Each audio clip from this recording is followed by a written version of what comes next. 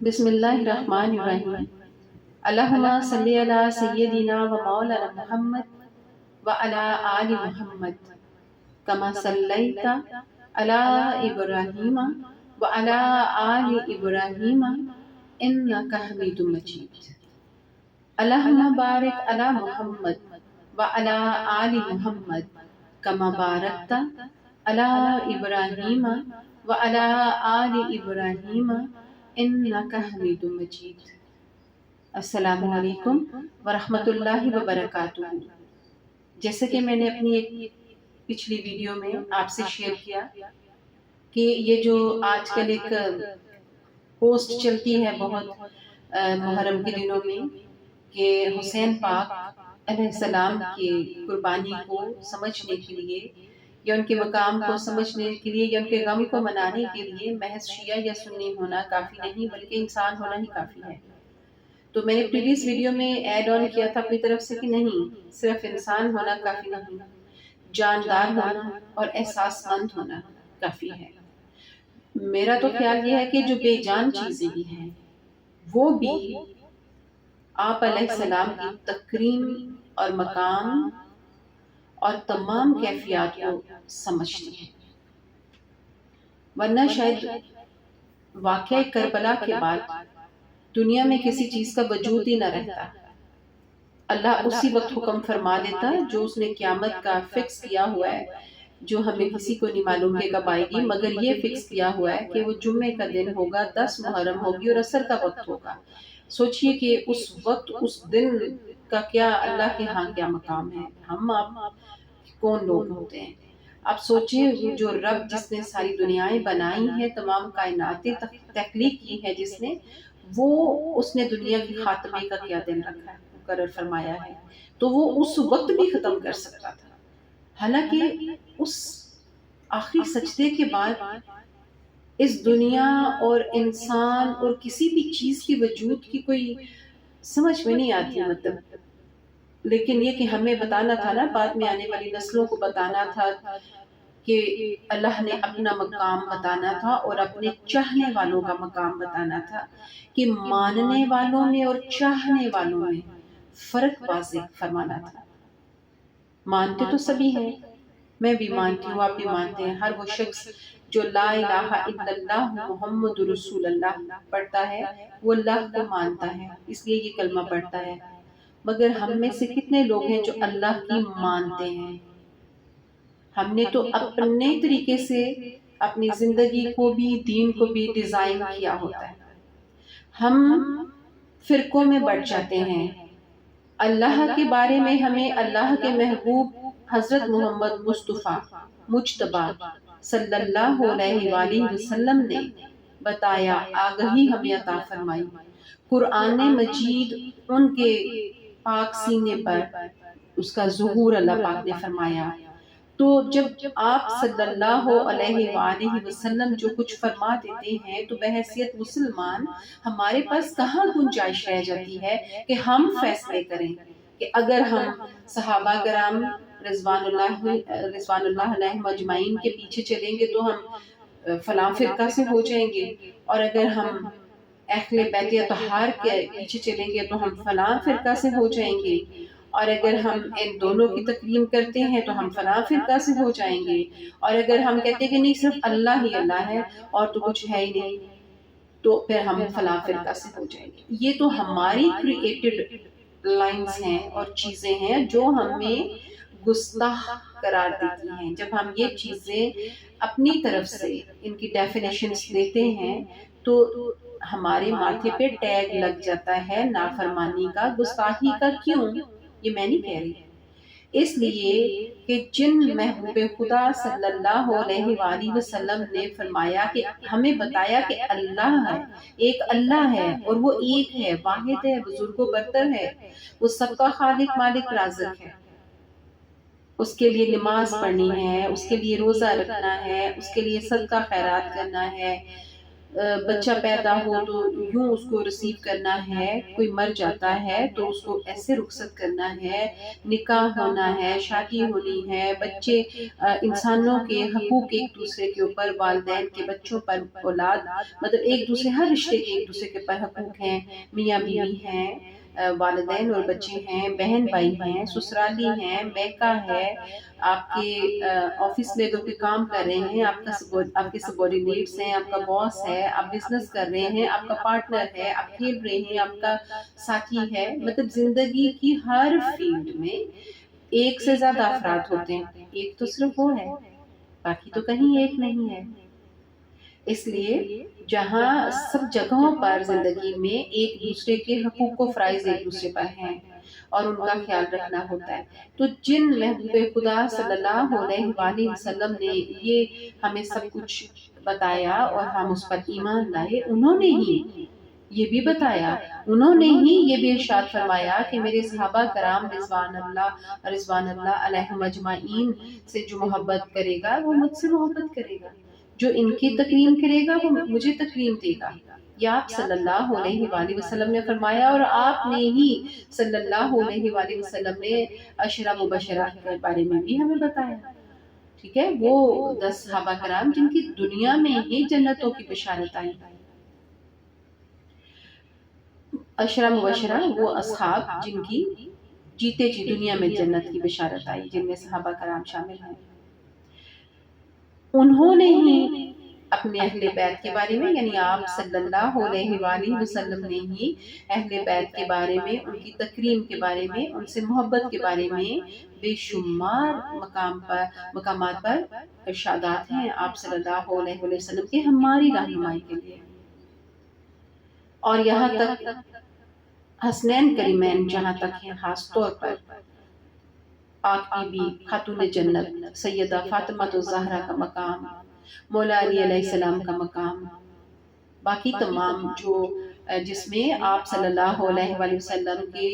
پھپھو، چچا اور آگے ان کی کزنز، یہ سب اہل بیت میں شامل ہیں۔ آپ صلی اللہ علیہ وآلہ وسلم نے فرمایا، ارشاد فرمایا ان کے مطابق،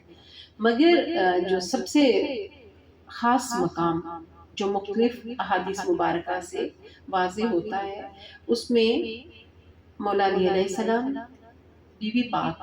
سیدہ فاطمہ الزہرا علیہ السلام سلام علیہ، اور حسنین کریمین، ان کے علاوہ اگرچہ ان کی باقی صاحبزادیاں جو ہیں آپ صلی اللہ علیہ وآلہ وسلم کی، وہ بھی ان کے اہل بیت میں شامل ہیں، مگر یہ 4 افراد مولا علی علیہ السلام، سیدہ فاطمہ الزہرا سلام علیہ، حسنین کریمین اور خود آقا کریم صلی اللہ علیہ وسلم، ان کو ہم پنج تن پاک علیہ السلام بولتے ہیں نا، اور بہت سارے لوگ، حیرت ہوتی ہے سوشل میڈیا پہ، میں نے پہلے بھی ایک مرتبہ ذکر کیا تھا کہ جب کبھی کسی کسی ایپ پہ کوئی کمنٹس میں، جب میں کیونکہ میری عادت ہے الحمدللہ ماں سے آئی کہ ہمیشہ ان کے وسیلے سے، ان کے صدقے میں دعا مانگتے ہیں ہم لوگ، وہ قبول بھی ہوتی ہے، تو جب کبھی وہ ذکر ان کا کمنٹس میں آ جائے تو کئی لوگ مسلمان، کئی لوگوں نے میرے سے پوچھا ڈائریکٹلی کہ یہ پنجتن پاک کیا ہے۔ اللہ اکبر، ہم کہتے ہیں جرمن گستاخ ہیں، ہم کہتے ہیں فرینچ گستاخ ہیں، ہم کہتے ہیں فلاں گستاخ ہیں، بہرحال آقا کریم صلی اللہ علیہ وآلہ وسلم نے مولا علی علیہ السلام کے بارے میں فرمایا کہ جنہوں نے ان سے بغض رکھا انہوں نے مجھ سے بغض رکھا، یہی پاک بی بی کے بارے میں فرمایا، یہی حسین کریمین کے بارے میں فرمایا، اور پھر اگر ہم محرم کی چھٹیوں میں ناردرن ایریاز میں چلے جاتے ہیں، یا ہم میں سے ہی کچھ لوگ ہیں جو اس طرح کے ایکٹیویٹیز میں مصروف ہوتے ہیں، بجائے اس کے کہ روزے رکھیں، قرآن خوانی کریں، گھر میں قرآن خوانی کروائیں اور ذکر کی محفلیں مجالس کروائیں، درود پاک کی محفلیں مجالس کروائیں، اور اللہ کو راضی کرنے کی کوشش کریں ان کے ذریعے سے، تو مگر بعض ایسے بھی ہیں، مجھے مطلب کوئی مناسب ان کے لیے کوئی ٹائٹل یا کوئی نام نہیں مل رہا کہ میں کیسے کہوں کہ وہ کون لوگ ہیں کہ جو گستاخی ان کے بس کی بات نہیں، بچارے کسی کی کیا اوقات ان کی شان میں گستاخی کرے، وہ اگنور کرتے ہیں، نظر انداز کرتے ہیں، اپنا نصیب خراب کرتے ہیں۔ تو میں آپ کو بتاتی ہوں کہ صرف وہ الو ہی نہیں ہے جو قیامت تک کبھی ہیپی موڈ میں نظر نہیں آئے گا کسی کو، انسانی آبادیوں میں نہیں رہے گا، کیونکہ اس نے لعنت بھیجی۔ جو ریسٹ وہاں پہ لوگ تھے جنہوں نے جو حصہ بنے، ناپسندیدہ حصہ بنے اس تاریخ کا، ملعون لعنتی لوگ، تو وہ بھی الو بھی لعنت بھیج کر چلا گیا، اور اس کے بعد اس نے انسانی آبادیوں میں آنا چھوڑ دیا۔ اس طرح میں نے آپ کو کبوتر کا بتایا کہ وہ بھی قیامت تک لعنت بھیجے گا، اور ان کا گھر میں رکھنا ایز اے پیٹ جو ہے وہ باعث برکت ہوتا ہے۔ آج میں آپ کو شیر کے بارے میں بتاتی ہوں۔ آپ میں سے کئی لوگوں نے اپنے بچوں کا نام حارث رکھا ہوگا۔ بعض لوگ نام رکھنے کے معاملے میں کافی محتاط ہوتے ہیں، جو کہ ہونا بھی چاہیے، تو بعض ویسے ہی اپنی چوائس کے بیس پہ نام رکھ لیتے ہیں۔ اللہ سب کے نصیب اچھے فرمائے، سب کے بچوں کے، میرے سمیت۔ بہرحال نام کی جو ہوتی ہے تاثیر اور معنی اور مواقع اس حساب سے رکھنا چاہیے۔ تو بہرحال کئی لوگ دیکھتے ہیں میننگ کہ حارث کا مطلب ہے شیر، تو رکھ لیتے ہیں، ٹھیک ہے۔ اور یہ ایسا ہی ہے، حارث کا مطلب شیر ہے، مگر یہ چلا کہاں سے؟ ایک مرتبہ مولا علی علیہ السلام خطبہ فرما رہے تھے، بندوں میں بیٹھے ہوئے جو ان کی محفل ہوتی تھی، وہاں پہ وہ خطبہ دے رہے تھے کہ کچھ لوگ بھاگے بھاگے آئے، اور وہ کہنے لگے کہ مولا ایک شیر جو ہے نا وہ آپ کی طرف آ رہا ہے تیزی سے۔ تو لوگ ذرا گھبرائے ہوئے تھے، میرے مولا علی علیہ السلام نے فرمایا کہ اچھا شیر آ رہا ہے، چلو ٹھیک ہے، تم لوگ بیٹھ جاؤ آرام سے، کسی کو فکر کرنے کی ضرورت نہیں، وہ کسی کو کچھ نہیں کہے گا،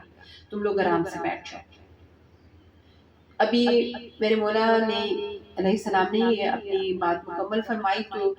مین وائل ایک بڑا سا شیر، بہت بڑے سائز کا شیر آ گیا۔ لوگ کافی پریشان ہوئے، گھبرائے اسے دیکھ کر،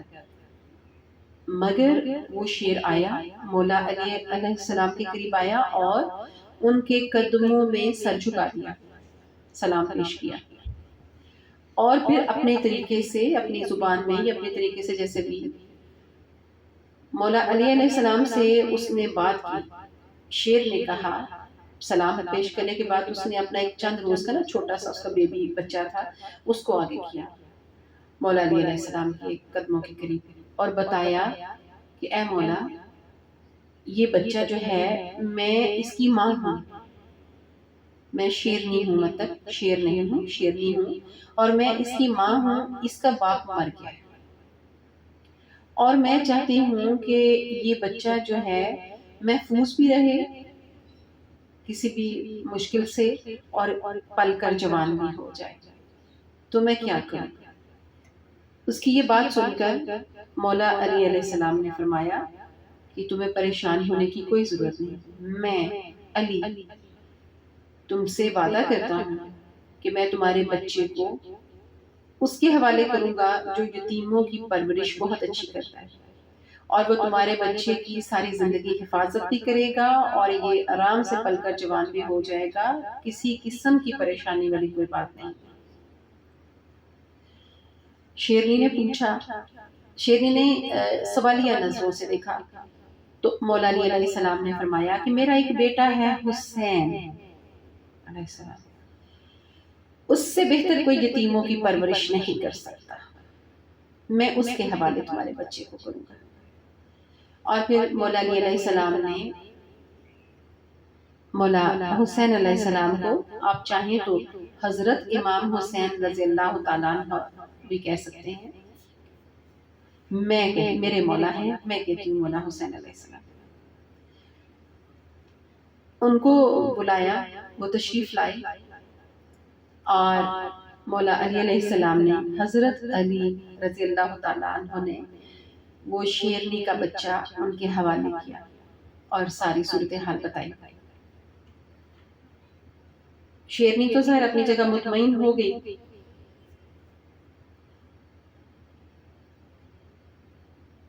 کیونکہ مولا علی علیہ السلام نے اس کو وعدہ دیا تھا، تو اس کو کیسی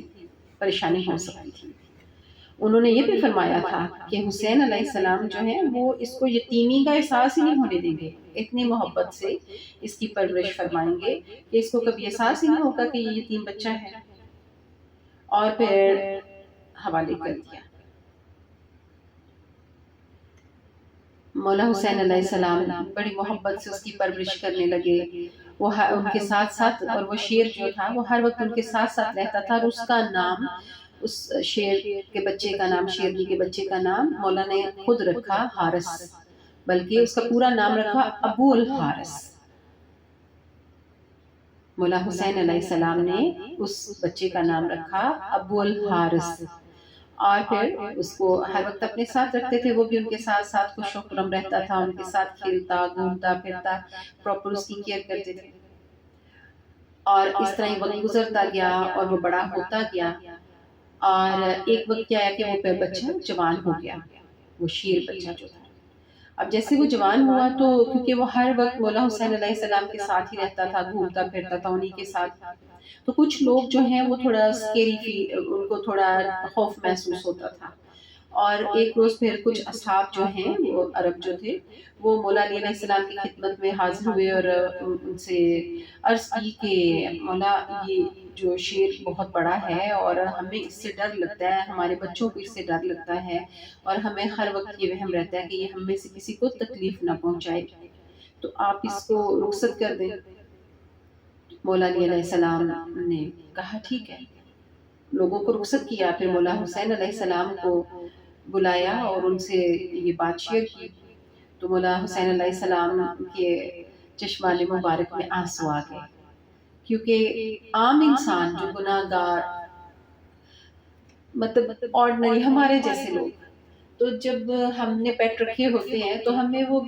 بالکل اپنے رشتوں کی طرح پیارے ہوتے ہیں، اولاد کی طرح پیارے ہوتے ہیں. ان کی چوٹ، ان کی تکلیف بالکل برداشت نہیں ہوتی. اگر ان میں سے کوئی تھوڑا لیزی بیٹھا ہو تو دل گھبراتا ہے، کیوں اس کی ٹیک کیئر کرتے ہیں ہم. ان کی خوراک کا خیال اس طرح رکھتے ہیں جیسے اپنی خوراک کا رکھتے ہیں. ان کے لیے گرمی سردی موسم کے مطابق ان کی حفاظت کا انتظام کرتے ہیں. اور اگر کوئی کسی وقت ان میں سے کوئی رضائے الہی سے جان، اپنی جان آپ اللہ کے حوالے کرتا ہے تو آپ یقین مانیں کہ کئی روز تو بندے کے حلق سے نوالا اترنا مشکل ہوتا ہے، پانی پینا مشکل ہوتا ہے، اور لٹرلی رو پڑتے ہیں ہم لوگ. وہ جدائی بڑی ظالم چیز ہے، جدائی نہیں برداشت ہوتی نا. اور جن سے ہم محبت کرتے ہیں ان کی جدائی کتنی تکلیف دہ ہے. آپ نے اگر کسی کا دکھ سمجھنا ہے نا، یا کربلا تک اگر پہنچنے کی جسارت کرنی ہے، تو آپ میں سے ہر شخص کسی نہ کسی سے تو محبت کرتا ہے نا. تو اپنی محبت کی جدائی کا تصور کر کے دیکھیں. صرف جدائی، حالات و واقعات کو ایک سائڈ پہ کرتے ہیں، وہ تو اوقات کے حساب سے ہوتا ہے، حالات و واقعات. صرف جدائی ذہن میں رکھیے تو دل پھٹنے لگتا ہے نا، سانس رکنے لگتی ہے،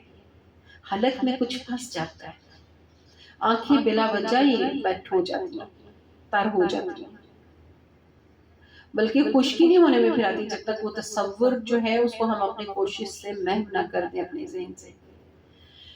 تو میرے مولا حسین علیہ السلام کے چشمان مبارک میں بھی آنسو آ گئے، اور انہوں نے دیکھا اپنے والد گرامی کی طرف کہ کیا کہہ رہے ہیں. لیکن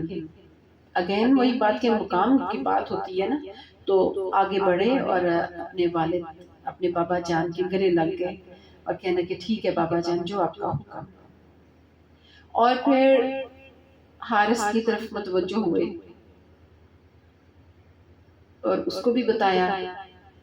پھر کہنے لگے، اس وقت شام ہو چکی تھی نا جب یہ بات ہوئی، تو پھر مولا حسین علیہ السلام نے مولا علی علیہ السلام سے، اپنے والد محترم سے کہا کہ ٹھیک ہے بابا جان، اس کو ہم بھیج دیتے ہیں، مگر آج رات آنے دیں، کل صبح بھیج دیں گے. تو مولا علی علیہ السلام نے پوچھا،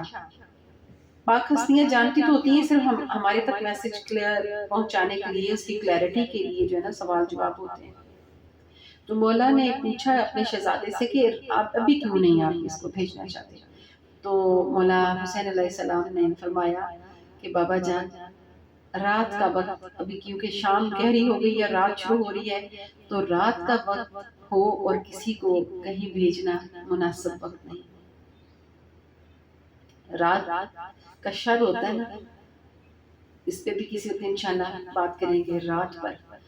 تو آپ نے فرمایا کہ رات کے وقت کسی کو نکالنا، بھیجنا، خود سے جدا کرنا مناسب نہیں، تو صبح آپ کو یہ دکھائی نہیں دے گا۔ تو اس کو لے گئے ساتھ، اور پھر اس کا جو شیر کے بچے کا جو بریک فاسٹ، جو صبح کا پہلا کھانا خوراک جو اس کو دیتے تھے، تو وہ تہجد کے وقت ہی لے گئے۔ تو حارث ذرا حیران ہوا، اس نے پوچھا کہ مولا آج اتنی جلدی کھانا لے آئے؟ تو مولا حسین علیہ السلام نے اس کو گلے لگایا اور نم آنکھوں کے ساتھ اس کو بتایا کہ حارث آج ہم تمہیں خود سے جدا کر رہے ہیں، تو تم چلے جاؤ، جنگل میں چلے جاؤ، اور پھر ایسے نہیں کہ چلے جاؤ، غور کیجئے گا کہاں کہاں چوٹ لگتی ہے، چلے جاؤ۔ یہ دو لفظوں میں کتنی قیامتیں ہوتی ہیں، یہ جن پر گزرتی ہیں یہ صرف وہی جانتے ہیں۔ چلے جاؤ۔ مولا حسین علیہ السلام نے صرف یہ نہیں کہا چلے جاؤ، انہوں نے اس کو یہ بھی گائیڈ کیا کہ نینوا کا جنگل ہے، وہاں کا بادشاہ مر گیا ہے، تم وہاں جا کر حکومت کرو، حکمرانی کرو۔ شیر چلا گیا، حارث چلا گیا، مگر جانے سے پہلے چند قدم آگے بڑھ کر پھر واپس آیا، کیونکہ وہ حکم تو نہیں ڈال سکتا تھا نا، تو چل پڑا، مگر 2-3 قدم چلنے کے بعد واپس مڑا اور کہنے لگا کہ اب آپ مجھے کبھی بھی نہیں بلائیں گے، میں آپ سے کبھی بھی نہیں مل سکوں گا۔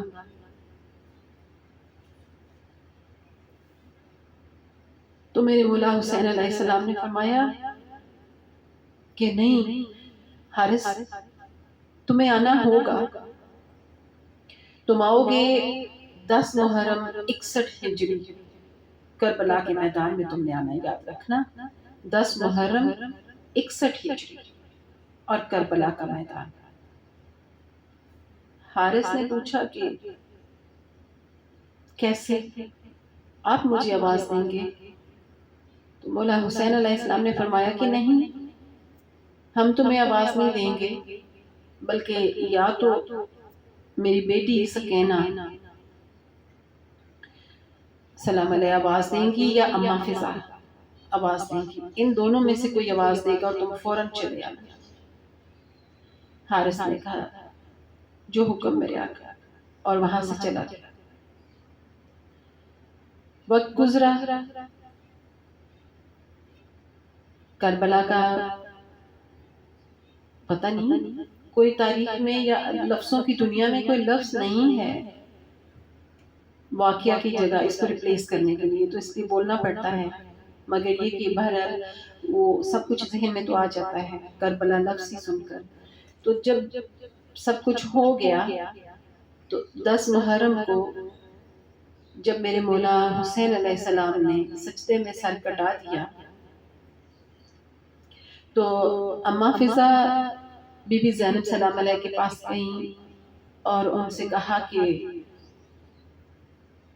اب تو انتہا ہو گئی، اور کوئی شخص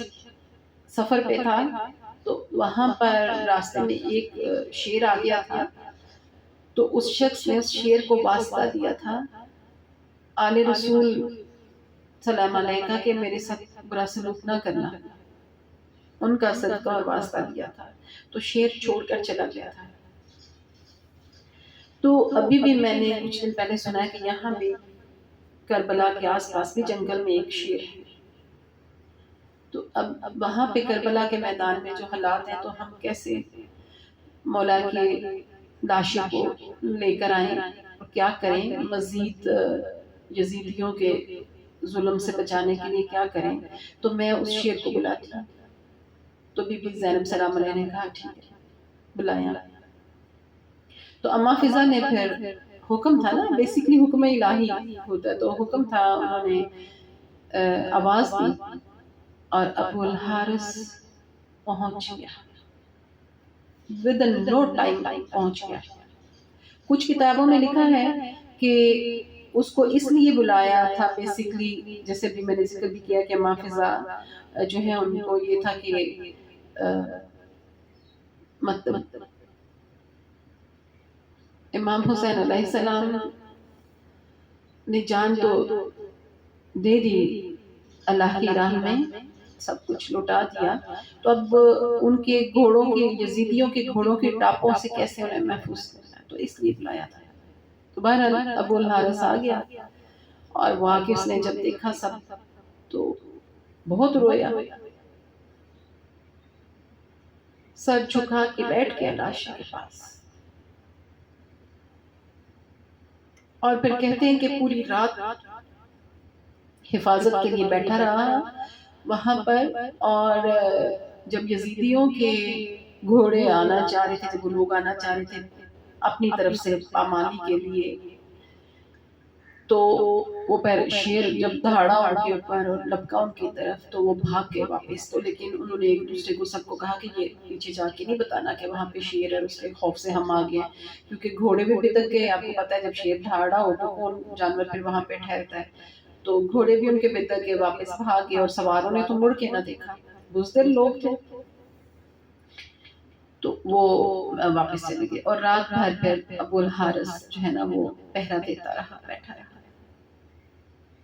وہ ایک شیر تھا، ایک جانور تھا، ایک حیوان تھا، نہ وہ انسان تھا، نہ وہ شیعہ تھا، نہ وہ سنی تھا، نہ وہ وہابی تھا، نہ وہ بریلوی تھا، پتہ نہیں کیا کیا کون کون، وہ کچھ بھی نہیں تھا، لیکن اسے پتا تھا کہ وہ کون ہے، اور اسے پتا تھا نا کہ ان کی تحریم، تکریم، حرمت کیا ہے، اس نے ایک لحاظ سے اپنا حق ادا کیا۔ اللہ پاک سے آج کے دن دعا ہے کہ پنج تن پاک علیہ السلام کے صدقے، ان کے پاک خون کے صدقے ہم تمام مسلمانوں کو یکجا کر دیں، یہ بکھرے ہوئے ٹولوں کو ایک پرچم کے نیچے لے آئے، اور ہمیں ہمارے دین کی اور ہمیں اللہ کے پیاروں کے مقام کی سمجھ و شعور عطا فرمائے، تاکہ روز محشر